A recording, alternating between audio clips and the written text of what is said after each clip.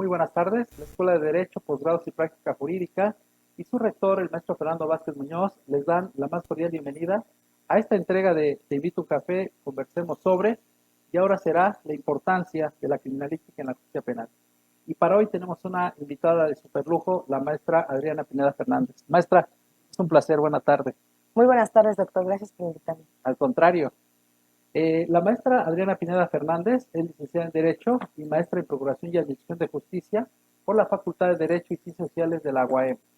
Cuenta con cursos en temas como Derecho Internacional, temas electorales, lucha contra actividades terroristas, sistemas de inteligencia, investigación del secuestro, juicios orales, inteligencia policial, seguridad interior, investigación científico-criminalista, grupos de intervención, interrogatorio, perspectiva de género y liderazgo, entre otros muchos más. Cursos que han sido impartidos por instituciones estatales y federales mexicanas, así como especialistas de instituciones de los Estados Unidos de Norteamérica, Francia, Israel, República del Salvador y Rusia. Asimismo, nuestra invitada ha sido ponente y conferencista en distintas reuniones, foros y encuentros nacionales a cargo de la Secretaría de Gobernación y de la Coordinación Nacional Antisecuestro. Ha participado en 3 congresos internacionales de lucha contra el secuestro y extorsión desarrollados en Colombia, México, y ha recibido diversos reconocimientos por autoridades y organizaciones morelenses, así como dependencias federales como el entonces Centro de Investigación y Seguridad Nacional CISEN y la Coordinación Nacional Antisecuestro CONACE y la Policía Federal. La maestra Adriana Pineda Fernández cuenta con 12 años de servicio en la Fiscalía General del Estado, desarrollándose como jefa de Departamento de Certificación de Documentos y Constancias de no antecedentes penales, auxiliar del Ministerio Público, directora general de Averiguaciones y Procedimientos Penales de la Procuraduría Metropolitana, secretaria técnica del Procurador, subprocuradora general encargada del despacho de la Subprocuraduría de Investigaciones Especiales y fiscal especializada en combate al delito del secuestro y extorsión, entre otros. Durante 10 años prestó sus servicios en el Centro de Investigaciones y Seguridad Nacional CISEN. Actualmente la maestra Pineda Fernández ocupa el cargo de fiscal de investigación de delitos de alto impacto, FIDAI. Y bueno, traté de resumir su currículum lo más que pude. Maestra, es impresionante. Muchas gracias, es un placer. A sus órdenes. Maestra, vamos a empezar esta charla y bueno, la invitamos a un café y platiquemos sobre la importancia de la criminalística en la justicia penal. Sin embargo, me gustaría, si nos pudiera hacer favor de platicarnos un poquito qué es la FIDAI, qué es esta Fiscalía de Investigación de Delitos de Alto Impacto. Bueno, esta nueva área que fue creada en la Fiscalía General del Estado pretende, mejorar las técnicas de investigación de diferentes delitos, especialmente aquellos que tienen un alto impacto social.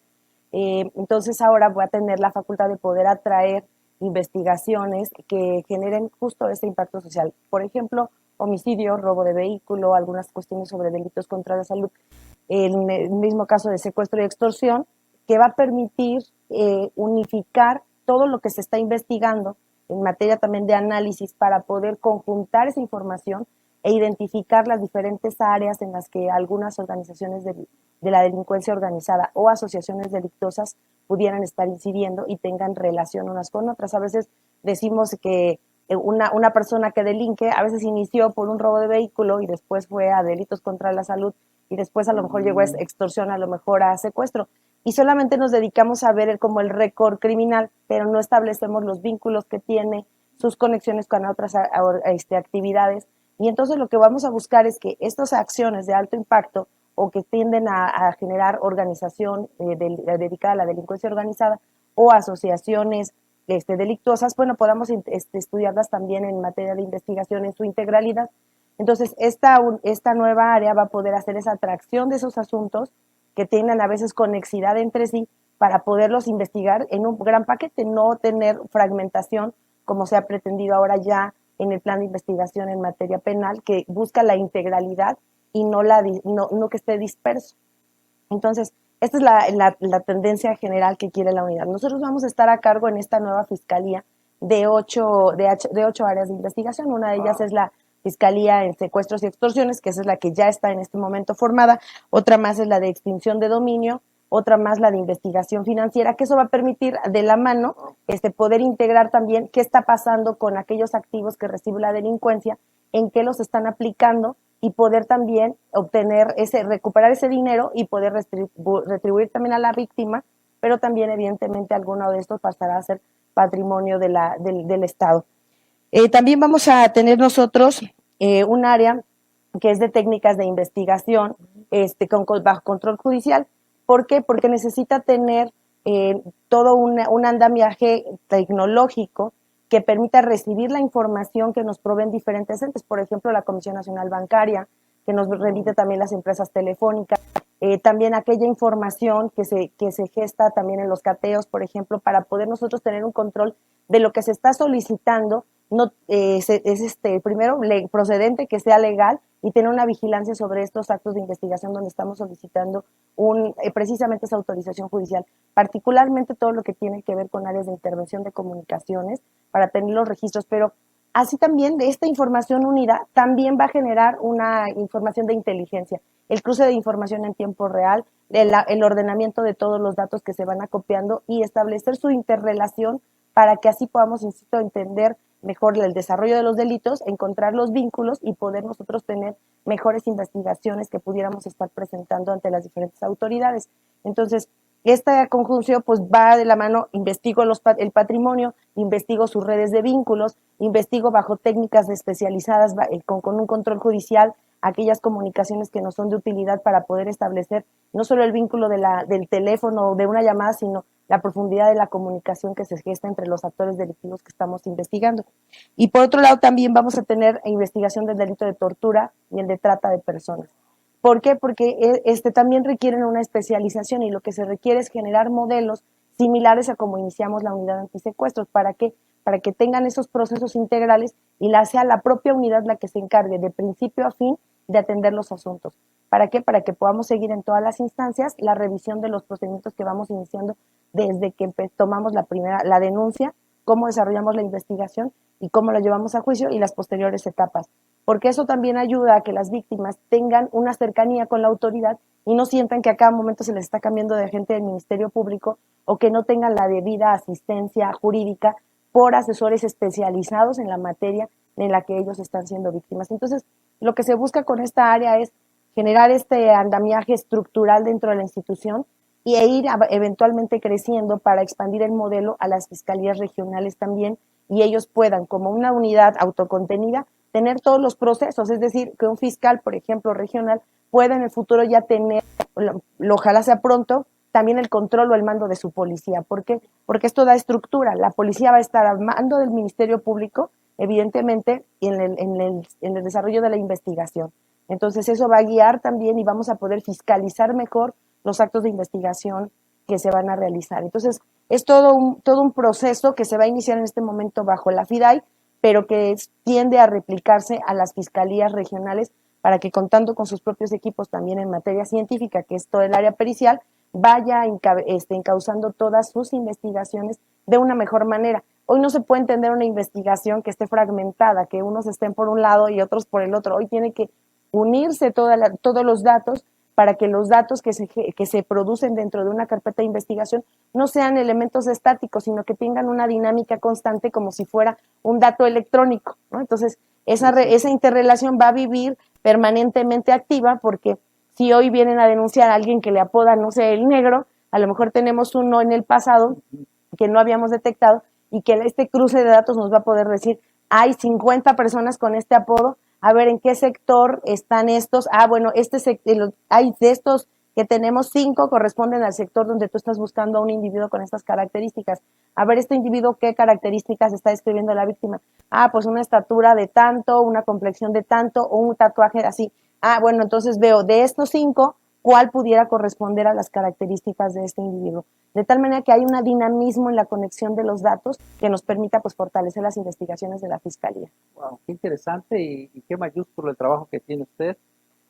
Sin embargo, me parece que pues es el resultado del magnífico trabajo que ha realizado y bueno, mucho antes y en la UEX me consta un trabajo formidable. Y bueno, la verdad es que sí es un trabajo gran trabajo. Volviendo a esto, maestra, y viendo la parte quizás más simple para nuestro auditorio, me gustaría preguntarle, ¿qué es la investigación criminalística, maestra? Bueno, miren, hay muchos autores, muchas personas que se han dedicado a a la investigación de esta materia, pero a mí me gusta mucho algo que es muy, muy simple, ¿no? Aplicación de conocimientos científicos para la investigación de los delitos. Es muy simple, pero resume grandes cosas. La primera parte que tiene que ver con el uso de conocimiento científico. Generalmente se piensa que la criminalística solamente va a detectar, bueno, a ver, cómo pasaron los hechos, y no va a ubicar regularmente a quién cometió el hecho. Regularmente nosotros estamos cargados de dictámenes que nos dicen si se ingresaron a la casa por tal o cual lugar, a lo mejor nos aporta algunos elementos porque encontró una huella, etcétera, pero no nos va a profundizar más. Creo que a veces es como un tanto limitante por el ejercicio práctico que realizan las personas que dictaminan en la materia. O la otra parte que sí se debe ocupar, pues también es a identificar quiénes participaron, no solo cuántos participaron. Entonces, ¿qué ha abierto esa ventanita en la parte de la criminalística? Bueno, pues que se asocie con otras ciencias para poder llegar a ese propósito. Entonces, no es que el criminalista solamente llegue y tome con un hisopo una muestra de un líquido que parece sangre, entonces se lo llevan al laboratorio y dice, bueno, yo ya cumplí con levantarlo, embalarlo y se lo mando. Y el otro que diga si es sangre humana o no, sino después recopilar esa información para traducirla en quiénes pueden ser las personas que son los responsables de ese hecho. Entonces, ahorita, y nosotros podemos ver cómo se ha enriquecido la ciencia criminalística de otras áreas. Es como cuando nació. Primero nació la medicina legal, y después la medicina forense, y después ya vino la criminalística. Y ahora, después de la criminalística, bueno, se tiene que auxiliar de otras ciencias para lograr el propósito que tiene. Uno, saber cómo pasaron los hechos, y la otra, quiénes fueron y cuántos fueron las personas que participaron en ese hecho. Como una ciencia de facto, siempre va a buscar en elementos objetivos, va a tratar de encontrar con esas evidencias, colectarlas y después armar como un rompecabezas. Entonces ahí me aparece algo como simple, aplicación del conocimiento científico, sí, pero la aplicación del conocimiento científico pues es muy, muy rigurosa. No admite que nosotros tengamos error, lo que admite es ir generando el desarrollo del método cuando yo estoy recolectando mi evidencia para poder llegar a una conclusión. Esas son cuestiones que parecen muy sencillas, pero que tienen mucha complejidad porque requiere esta técnica. Eso es lo que hoy estamos demandando, por ejemplo, en los dictámenes periciales, que cumplan con ese rigor metodológico para que nos describan cómo arriban a ciertas conclusiones, no a las conclusiones comunes, sino a las conclusiones que van más allá para cumplir estas dos finalidades.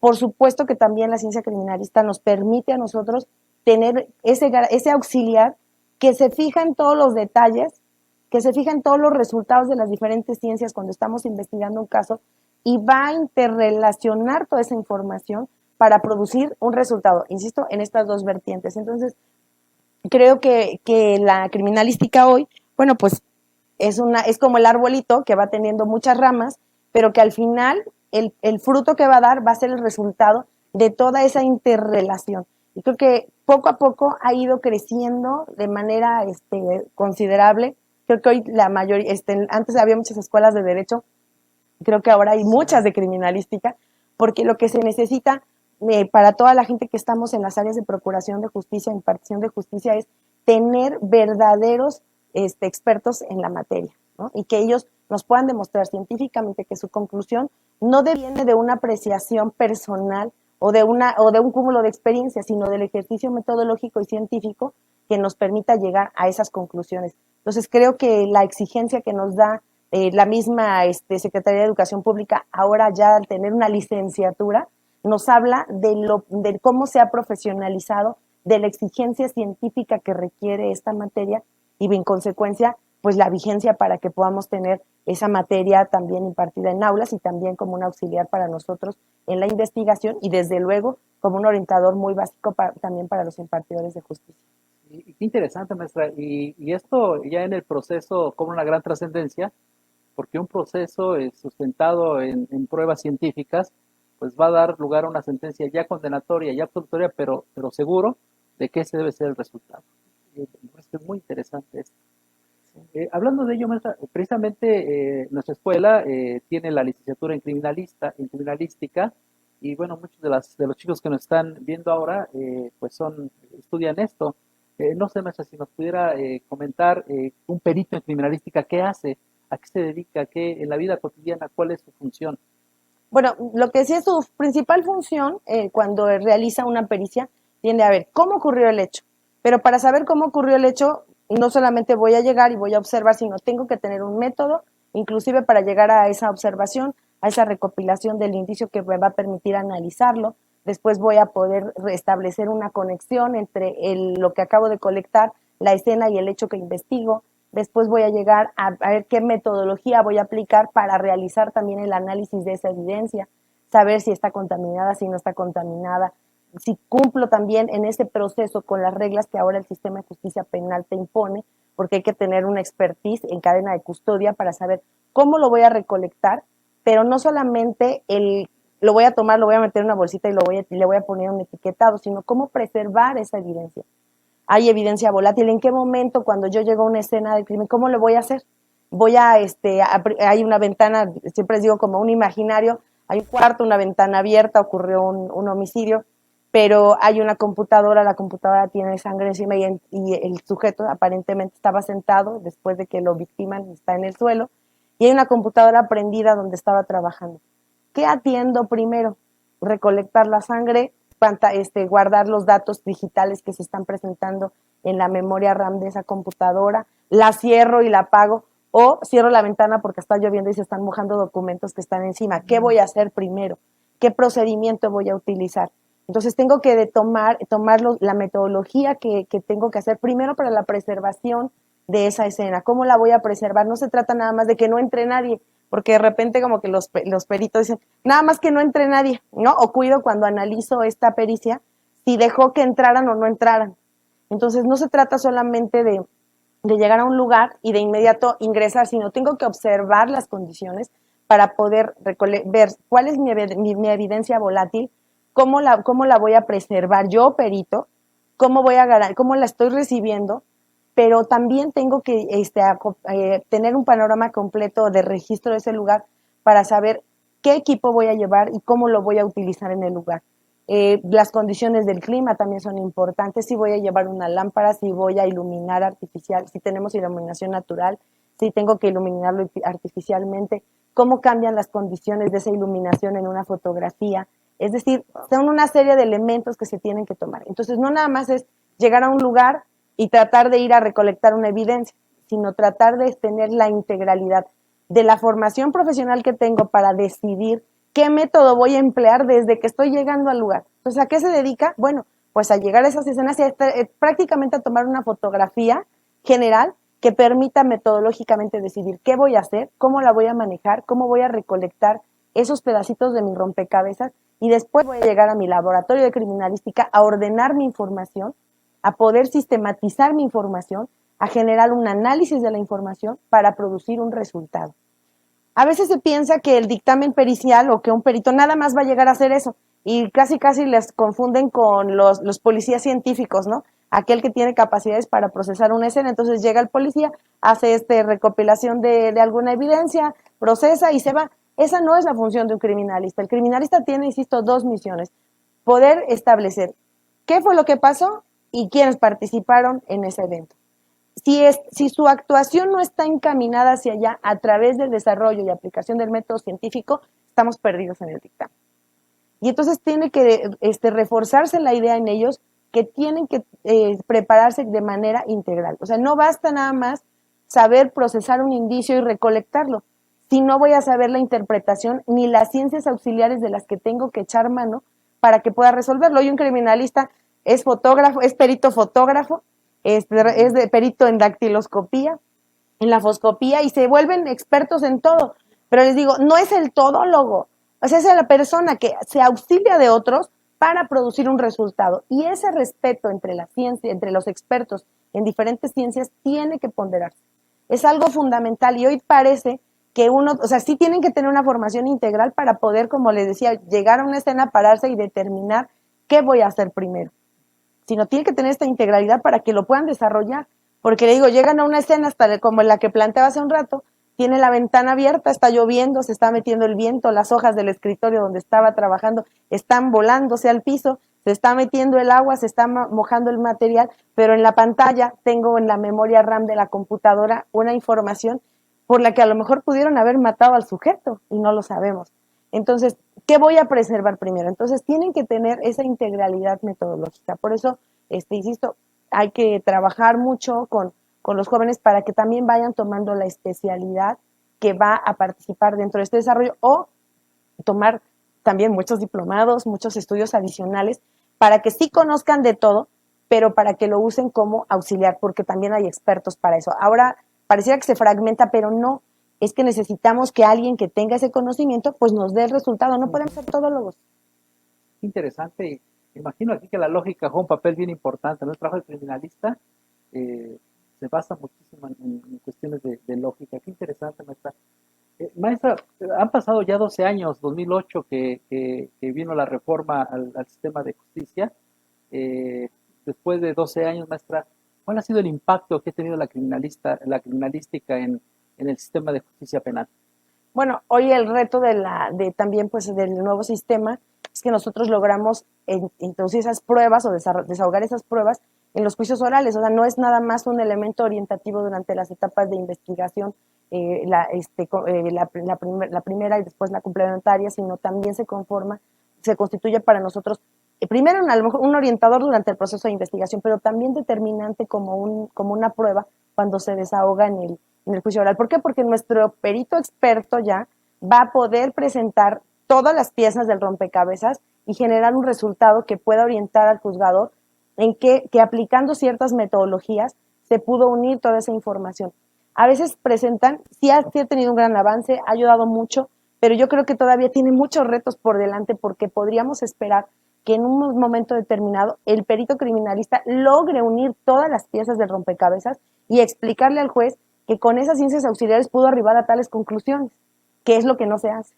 Regularmente se entiende que a veces el policía que está a cargo de la investigación es el que va a unir todo, sí, pero el policía va a unir lo científico con la investigación de campo y la investigación de análisis que se realizó, y al perito en criminalística le va a tocar unir todas las partes científicas para presentar un resultado. Miren, ahorita estamos haciendo un trabajo muy, muy particular en materia de homicidio. Entonces estamos observando nosotros que el criminalista le hemos pedido, explícame, criminalista, de todos estos asuntos en donde has intervenido, cuál es la relación, primero desde el punto de vista de la balística. O sea, tú revisa balística y dime, estas armas de estas personas que fueron detenidas, ¿con cuántos eventos están relacionados? Y en estos eventos, ¿qué otras armas se utilizaron? Y de estos otros eventos con otras armas, esas otras armas, ¿con qué otros eventos? Entonces así hemos podido construir un gran atlas de comportamiento criminal que permite establecer que hay células de sicariato que están operando en determinadas colonias, por ejemplo. Entonces el perito me tiene que concluir cuál es el impacto de este grupo criminal, en cuántos eventos ha estado interviniendo. También nos va a poder decir en qué lugares ha estado actuando, en qué zonas de la ciudad, por ejemplo, cuál es el método en el que ellos realizan para poder provocar una ejecución, si la persona que está participando es derecha o izquierda o es ambidiestra. Es decir, nos va a aportar muchos más elementos que nada más el lugar del hecho es tal y cayó de este modo, encontré estas evidencias. No, tiene que haber una integralidad mayor que permita generar a través de la ciencia un resultado de investigación, pero no es el resultado de investigación del policía, que es lo que luego se confunden.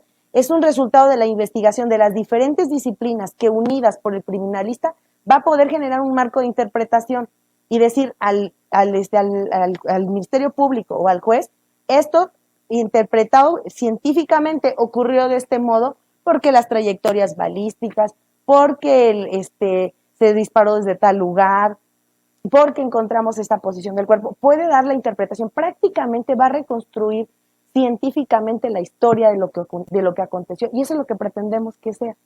Entonces, el reto, la parte que nos ha ayudado, sí ha dado en pasos adelante, porque dejó de ser, insisto también, el que recopilaba nada más las evidencias, y dar conclusiones anticipadas sin tener todo el resultado de la investigación científica de otras disciplinas, ¿no?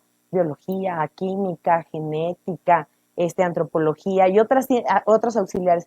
Hoy está muy de moda todos los temas de perfilación y se asocia a la gente que está en criminalística con los perfiladores, ¿no? Que llegan a un lugar como a veces les digo que en las películas, y dicen, ay, aquí intervinieron tantas personas y fue de tal o cual modo, con hipótesis anticipadas. La formulación de hipótesis es un proceso que forma parte del método científico. Por lo tanto, tendríamos que sí tomarlo en cuenta, pero es un marco de referencia para desarrollar algo, no ya el resultado en sí. Entonces son cuestiones que pueden generar una línea de investigación para el policía y científicamente ver qué nos puede aportar, pero no es el todo. Entonces el perfilador te va a dar una anticipación de una hipótesis, no te va a resolver el problema. Y el criminalista lo que busca es auxiliarse de la ciencia para resolver un problema que tenemos, un planteamiento de un problema. Y eso es, cuando tenemos un planteamiento del problema, evidentemente, pues tenemos que ejercer y desarrollar el método científico. Entonces creo que sí nos ha aportado mucho, creo que el salto es muy grande de la época donde teníamos la criminalística en el sistema anterior al sistema nuevo, porque es mucho más rigorista, porque exige técnica, porque exige una licenciatura, y al exigir la licenciatura, pues implica el ejercicio de uso de métodos científicos.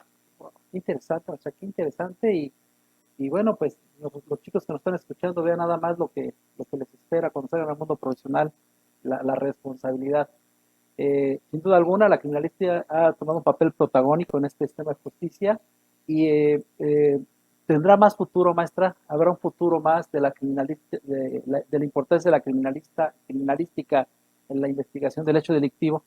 Sí, por supuesto. Creo que ahorita el salto que estamos dando a que puedan llegar a alcanzar estos dos ejes que son el objetivo de establecer quiénes fueron y cómo sucedió, pues te va retando cada día, no solamente al uso de herramientas tecnológicas para poder llegar a una conclusión, sino el ejercicio analítico desde el punto de vista científico para poder ofrecer estas soluciones. Es decir, se trata de un crecimiento profesional también de los que se dedican a esta ciencia, porque recordemos que el ejercicio de la ciencia es para reproducir conocimiento, un conocimiento sobre qué, sobre quiénes fueron y cómo lo hicieron. Y esa aspiración tiene que convertirse en una realidad donde puedo utilizar la tecnología, pero la tecnología no me va a generar el uso del razonamiento y mucho menos del sentido lógico de lo que yo estoy observando. El juez tiene que crear convicción sobre lo que un científico sentado ahí en materia criminalística le está expresando y que no va imbuido nada más en su opinión personal, sino que pues el resultado de la aplicación de un método.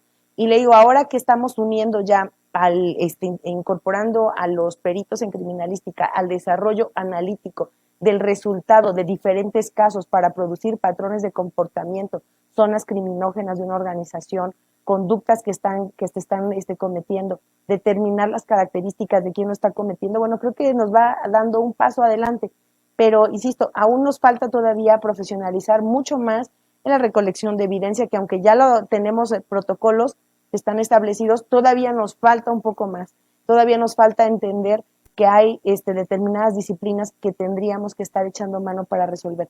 Las unidades de análisis de contexto también son un modelo donde se está también priorizando el incorporar ahora no solo a los criminalistas, sino también a criminólogos, psicólogos, etcétera. ¿Por qué? Porque lo que se quiere es entender el entorno, en el entorno en el que se cometen los delitos, para identificar cómo lo cometieron, qué fue lo que pasó, qué está sucediendo, y ahora pues ya tenemos protocolos hasta para juzgamiento con perspectiva de género, y hasta eso también nos implica cómo voy a tratar la evidencia, cómo voy a entender y voy a interpretar todo lo que está sucediendo en crímenes de odio, por ejemplo, contra mujeres o contra personas de la comunidad LGTB. Entonces, todo eso tiene que estar interpretándose. Entonces, hay una serie de cosas que todavía tendremos que aprender a poder interrelacionarnos con las demás ciencias, a poder entender que hay una aplicación científica y metodológica para la obtención de este conocimiento, y que no basta, insisto, beberse todos los libros, sino también generar la práctica y el desarrollo de la inquietud intelectual que los lleve a superarse cada día en el conocimiento de diferentes ciencias. Eso va a ayudar a su conocimiento general, pero insisto, hay un dicho que me gusta, zapatero tu zapato. Entonces, no querer abarcar todo, o les digo que un criminalista tome fotos y haga dacti y haga todo.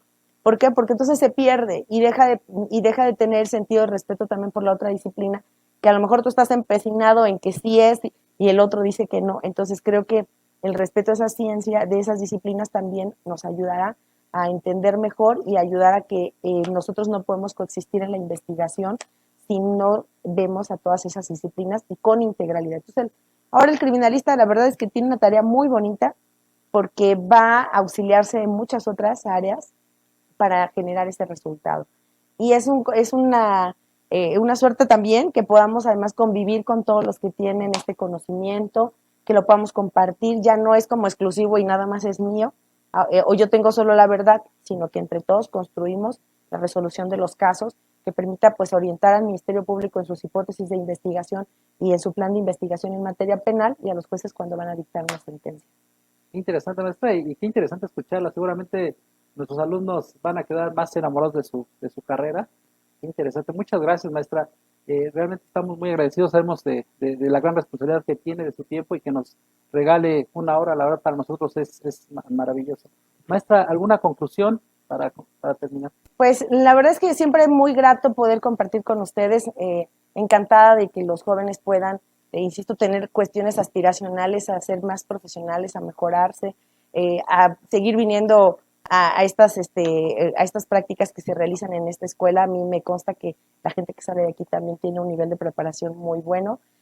Tengo el placer también de tener algunos alumnos de aquí ya también reclutados en la oficina y también me da más gusto que me sigan buscando para querer pertenecer a una institución que está tratando de también de modificar las formas en que se venía tradicionalmente haciendo la investigación, pues para ir marcando también la pauta a estos nuevos desarrollos que nos permitan probar en los juicios lo que nosotros estamos atribuyendo a alguna persona, ¿no? Y con eso pues garantizar una adecuada justicia también. Muchas gracias, maestra. Y esta es su casa. Y Gracias. muchas gracias. Pues muchas gracias y nos vemos en la próxima entrega. Hasta luego. Gracias, maestra. Al Excelente. contrario, gracias a Fue un ustedes. placer y aprendí yo mucho hoy.